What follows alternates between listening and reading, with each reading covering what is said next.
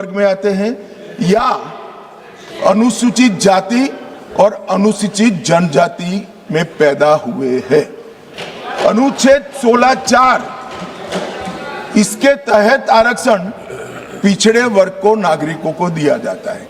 अब संविधान में कहीं पर भी धर्म के आधार पर आरक्षण देने की मान्यता नहीं है। ये इंडी अलायंस वालों ने अपनी तुष्टीकरण की राजनीति के कारण इस देश में मुस्लिम आरक्षण की डिमांड खड़ी करना चाहते हैं और इस संविधान की बात करते हैं। कोई भी संविधान पढ़कर बता दे मुझे, संविधान के किस आर्टिकल से धर्म के आधार पर आप आरक्षण करोगे? कोई बता दे मुझे, एक भी आर्टिकल में कोई प्रोविजन नहीं। मान्यवर, इसलिए भारतीय जनता पार्टी, हमारी सरकार, दोनों का नीति स्पष्ट है। जो संविधान सम्मत नहीं है वो धर्म के आधार पर आरक्षण हम ना भी देंगे ना कभी किसी को देने देंगे।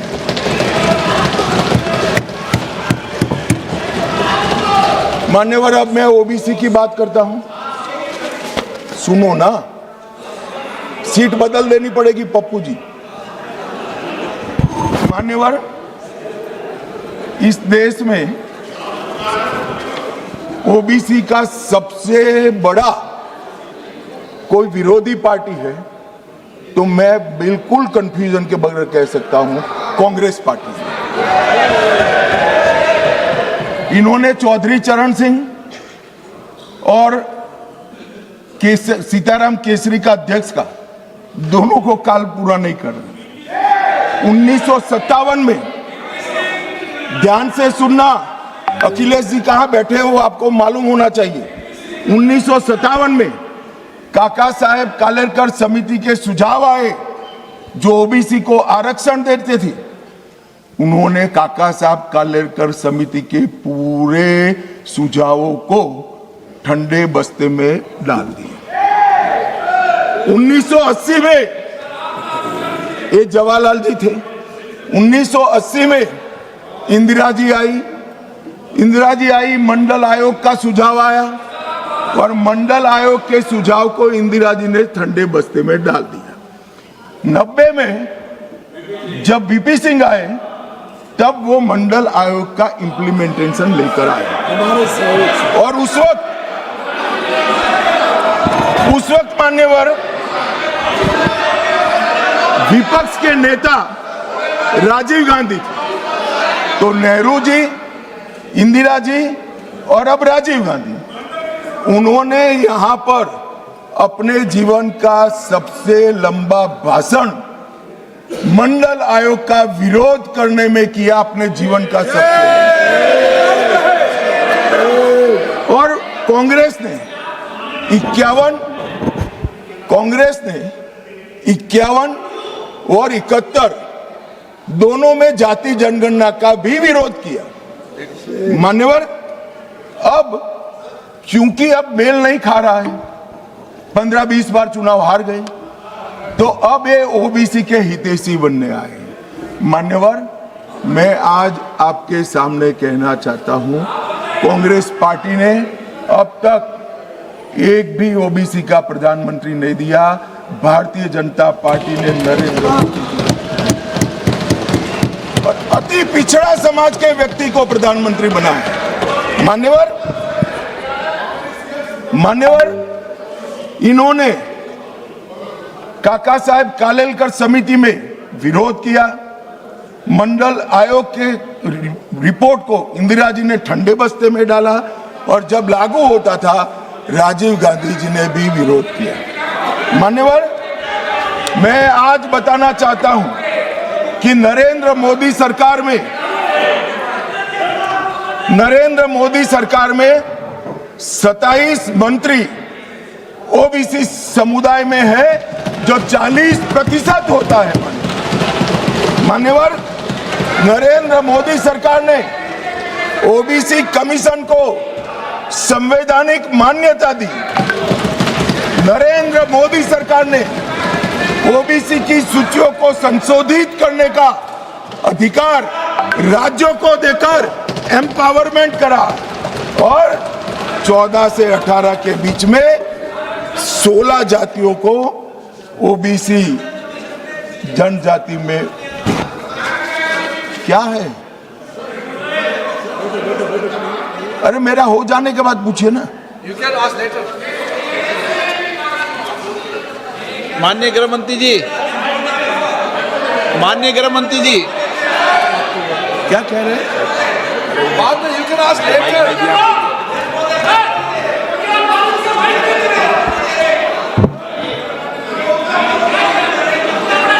मान्यवर,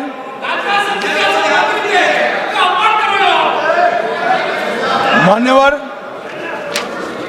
और जाति जनगणना चल रही है। जाति जनगणना का रिपोर्ट भी जाति के साथ ही आएगा। इस पर सदन विचार करेगा और जब विचार करेगा जो सामूहिक मन बनेगा, भारतीय जनता पार्टी की सरकार इसके साथ आगे बढ़ेगी, इसमें किसी को संशय रखने। मान्यवर, उनके लिए चुनाव जीतना सर्वोपरि है, हमारे लिए राष्ट्र सर्वोपरि है और राष्ट्र की जनता सर्वोपरि। राष्ट्र की जनता का प्रतिनिधित्व और इसकी भागीदारी का हित सबसे जरूरी है और संविधान को लागू करने के लिए जवाबदेही, पारदर्शिता और समान अवसर और न्याय की रक्षा ये हमारे लिए बेहद जरूरी है। मान्यवर, इसलिए मैं इन लोगों को कहता हूं, कांग्रेस के मित्रों को विशेष कर कि सिर्फ भाषण में नारे लगाने से इस देश का पिछड़ा वर्ग आपको हितैषी नहीं मानेगा।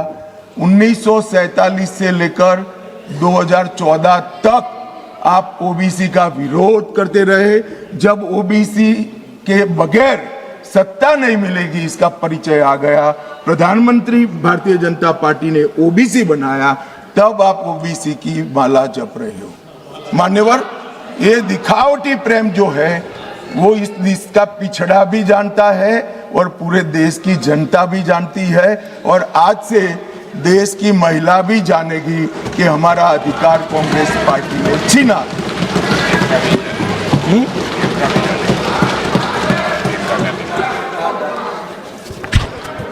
मान्यवर, अब मैं महिला आरक्षण पर बताना चाहता हूं।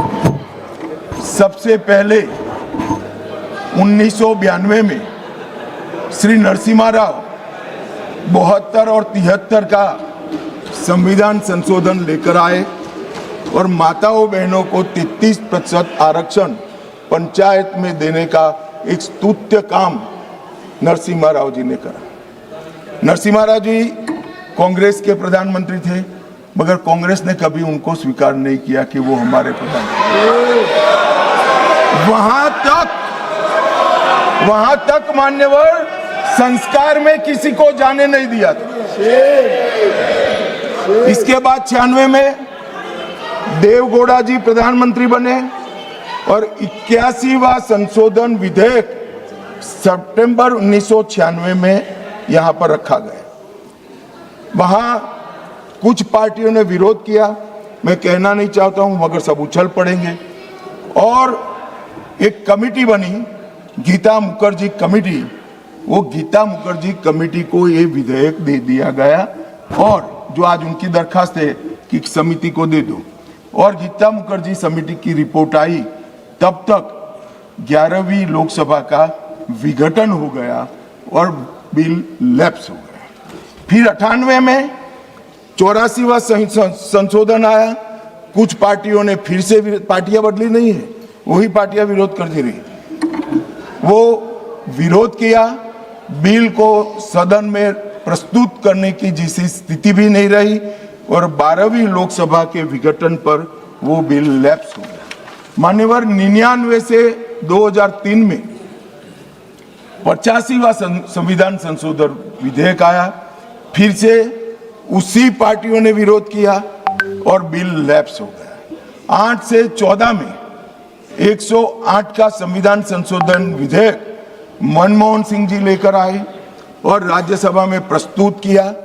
राज्यसभा में बिल पारित भी हुआ, मगर लोकसभा का दरवाजा कभी वो बिल ने देखा नहीं।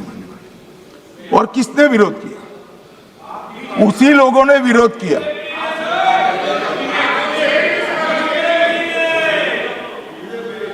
मान्यवर, मैं रिकॉर्ड क्लियर करना चाहता हूं, भले माइक के बगैर बोले हैं, बीजेपी ने इस बिल का कभी विरोध नहीं किया। ये रिकॉर्ड मैं क्लियर करना चाहता हूं। मान्यवर, जब ये लोकसभा में आया तब सरकार को समर्थन देने वाली पार्टियों ने इसका विरोध किया। ये मानो अभी कांग्रेस पार्टी कर रही तो हम नहीं समझा सकते, मगर भला लल्लन सिंह जी कैसे विरोध करेंगे? ये तो हमारे साथ है, ये तो बिल का समर्थन करेंगे। मान्यवर, कांग्रेस पार्टी के समर्थक पार्टियों ने मनमोहन सिंह सरकार का ये बिल का विरोध किया। इसका स्पष्ट अर्थ है कि सरकार के इशारे पर सरकार के हिस्सा बनी हुई पार्टियों ने लोकसभा में ये बिल को पेश नहीं किया। और 2023 में मोदी जी जानबूझकर 2023 में विधेयक लाए। उनको मालूम था कि 24 में चुनाव है, कितने भी मनसा हो कांग्रेस पार्टी विरोध नहीं कर पाएगी। तो कांग्रेस पार्टी के समर्थन से, सर्वानुमत से यही सदन जब नवाब बना, सबसे पहला नारी शक्ति वंदन अधिनियम पारित हो और राज्यसभा में भी हो।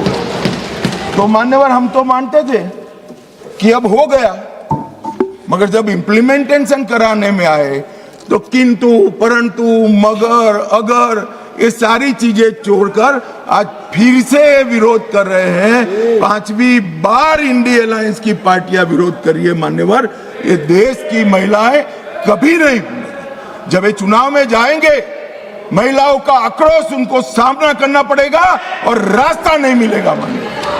मान्यवर, ये बदलाव की जरूरत क्या है?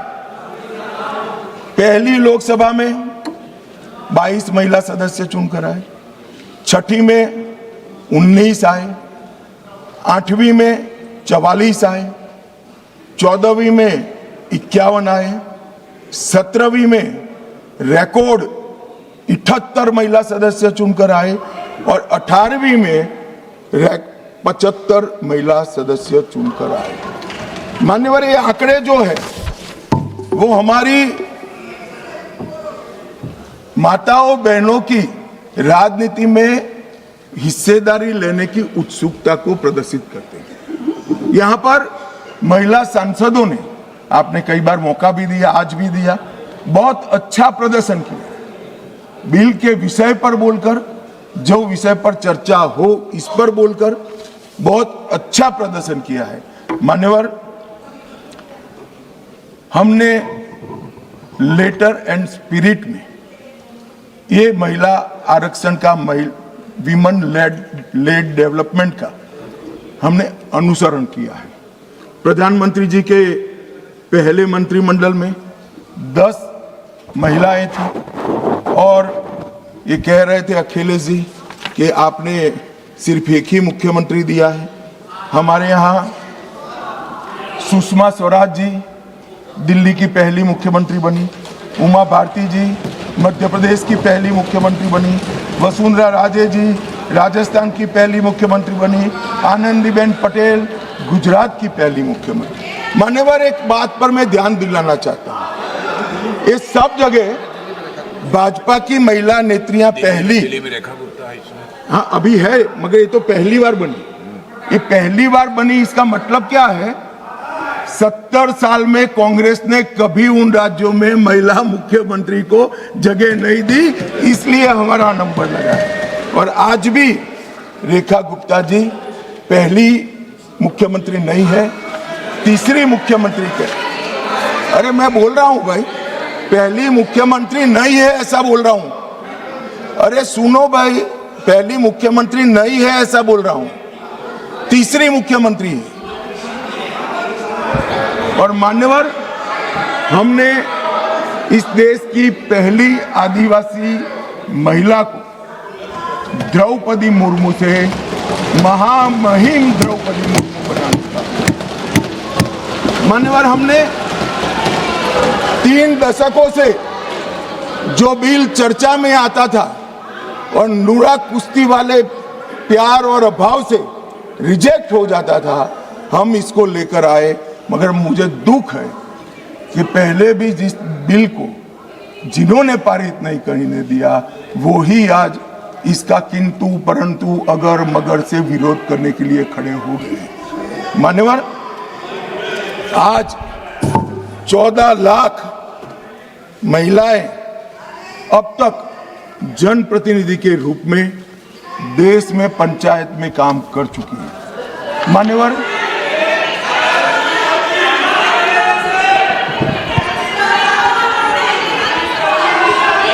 क्या बोल रहे हैं?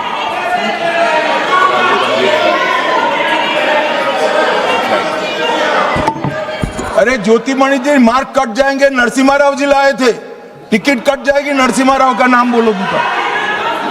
मान्यवर, इस 11 साल में सिर्फ महिला प्रतिनिधित्व की बात नहीं, इस देश की माताओं बहनों का, मातृशक्ति का, महिलाओं का जीवन सुचारू रूप से चले, इसलिए ये 11 साल में 15 करोड़ घरों में नल से पानी पहुंचा है। मान्यवर, नल से पानी पहुंचता है तो सबसे ज्यादा फायदा माताओं बहनों को। 10 करोड़ महिलाओं को उज्ज्वला दिया गया, 12 करोड़ शौचालय बनाए गए, 7 करोड़ 26 लाख सुरक्षित मातृत्व दिया गया, 52 करोड़ पीएम मुद्रा योजना की महिला साहसिक बनाई गई, 4 करोड़ में से 75% माताओं बहनों को घर देने का काम नरेंद्र मोदी जी ने किया। और मान्यवर, जेंडर बजटिंग में 97,000 करोड़ का बजट था, नरसिम्हा राव जी ने, निर्मला जी 5 लाख करोड़ का बजट इस देश की महिलाओं के लिए। मान्यवर, हमारे लिए ये कोई मायने नहीं रखता है कि महिलाओं को प्रस्थापित करने के लिए, उनका संबल बनाने, उनके प्रतिनिधित्व देने के लिए और विधायी संस्थाओं में उनकी हिस्सेदारी देने के लिए जिसका भी विरोध का सामना करना पड़े, हम करेंगे, लड़ेंगे और महिलाओं को आरक्षण देकर रहेंगे। मान्यवर, आज मुझे एक पत्रकार का फोन आया कि भाई कल की स्पष्टता के बाद विरोध का तो कोई कारण ही नहीं बनता है, क्यों विरोध करें? मैंने बोला भाई ये रॉन्ग नंबर है, आपको राहुल जी को पूछना चाहिए, मुझे क्यों पूछ रहे हो भाई? मगर उसने कहा आपको क्या लगता है? मैं कोई ऐसा नहीं है कि सब सिर्फ महिला आरक्षण विधेयक का विरोध हो रहा है। हमने 370 समाप्त की साहब, उन्होंने विरोध किया। राम मंदिर बनाया, विरोध किया। सीए लाए, विरोध किया। ट्रिपल तलाक समाप्त किया, विरोध किया। जीएसटी लाए, विरोध किया। आयुष्मान भारत बनाया, विरोध किया। नया संसद भवन बनाया, विरोध किया।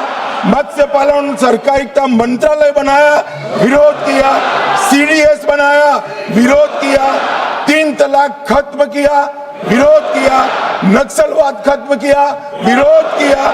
आतंकवाद को सख्ते में डाला, विरोध किया। सर्जिकल स्ट्राइक, विरोध किया। एयर स्ट्राइक, विरोध किया। ऑपरेशन सिंदूर, विरोध किया। मान्यवर,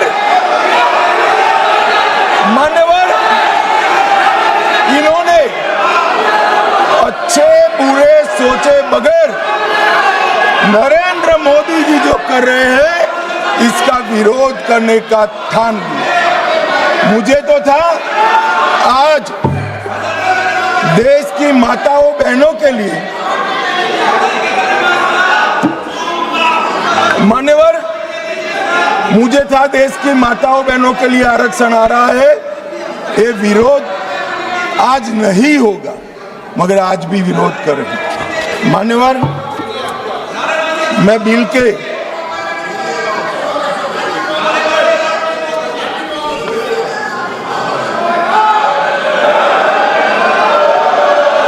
नारेबाजी मत करिए, प्लीज प्लीज।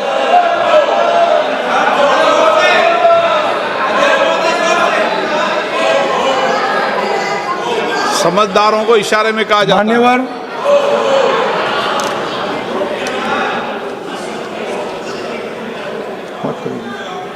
मान्यवर, बिल के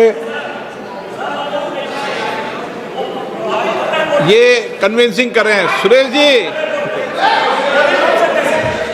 सुरेश जी, अरे यार छोड़ो। सुरेश जी, कन्विंसिंग मत करो, वोट डरने वाले। मान्यवर, कन्विंसिंग मत ये जो बिल मेरे साथी अर्जुन मेघवाल जी लेकर आए हैं, इसमें अनुच्छेद 81/1 में संशोधन प्रस्तावित है। इससे 550 से लोकसभा के सदस्यों की संख्या 850 तक की जाएगी। मान्यवर,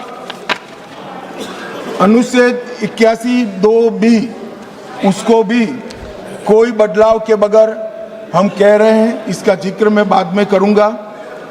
अनुच्छेद 81(3) में जनसंख्या को नवीन जनगणना के अनुसार परिभाषित करने का जो है, उसमें हम प्रोविजो क्लॉज लगाते हैं और इसको समाप्त करते हैं।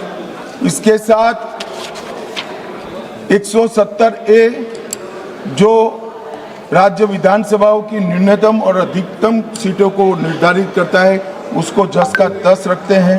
170(2) समानता के सिद्धांत राज्य विधानसभा निर्वाचन क्षेत्रों में जो है, इसके अंदर हम बदलाव करते हैं। और ये सारे बदलावों का मूल उद्देश्य है कि 50% सीटें हर विधानमंडल और संसद में बढ़ाकर माताओं बहनों को 33% आरक्षण दिया जाएगा। मान्यवर, मैं अभी बताया कि 2023 में सर्वसम्मति से ये बिल पारित हुआ है, मगर आज किंतु परंतु अगर मगर से कांग्रेस पार्टी पीछे हो रही है। मान्यवर, इसके मुझे दो ही कारण दिख रहे हैं कि ये बिल नरेंद्र मोदी जी ला रहे हैं।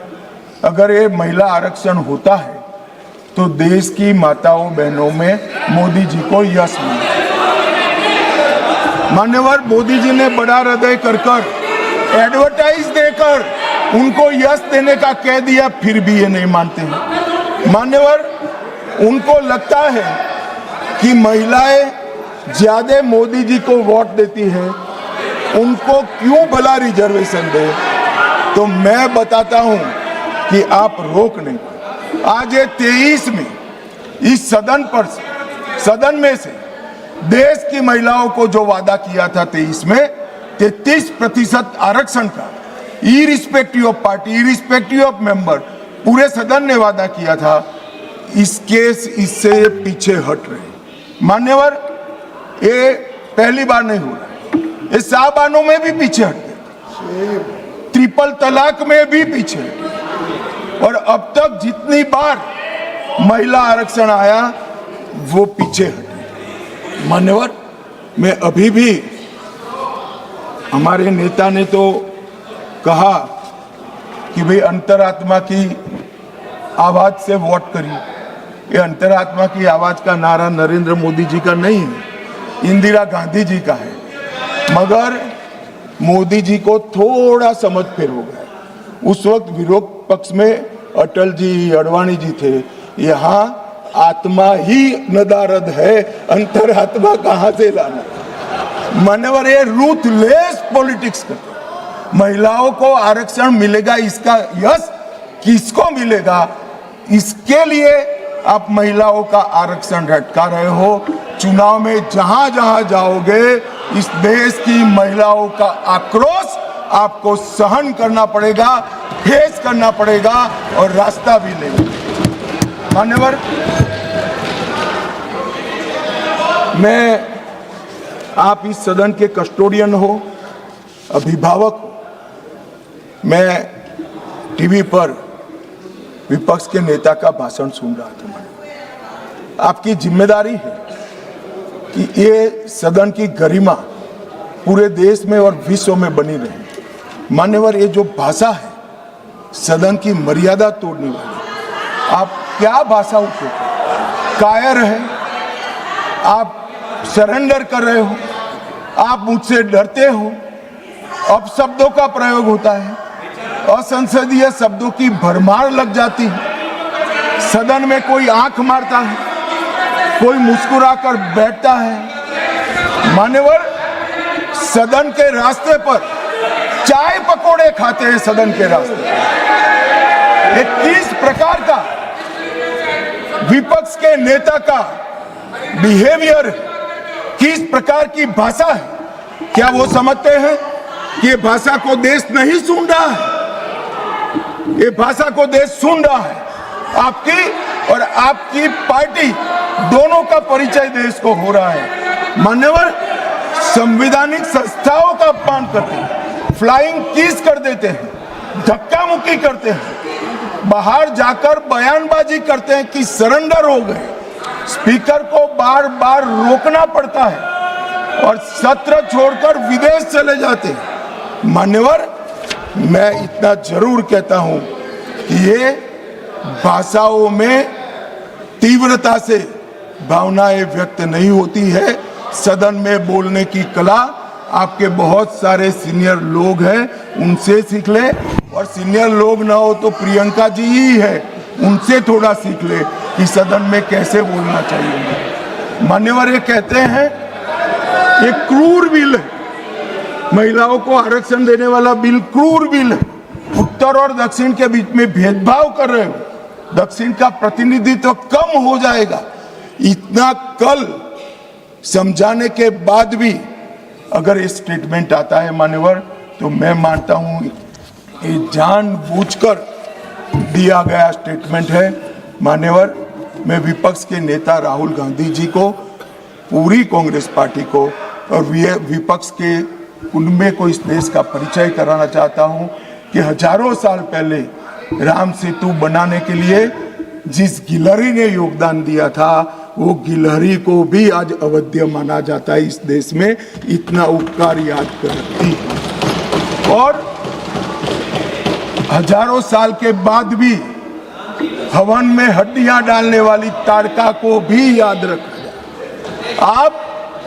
आप महिलाओं को आरक्षण देने वाला एक पवित्र यज्ञ रूपी जो बिल है, इसमें विरोध की हड्डियां डाल रहे हैं। इस देश की महिलाएं आपको माफ नहीं करेंगी। आपका समय देने के लिए धन्यवाद।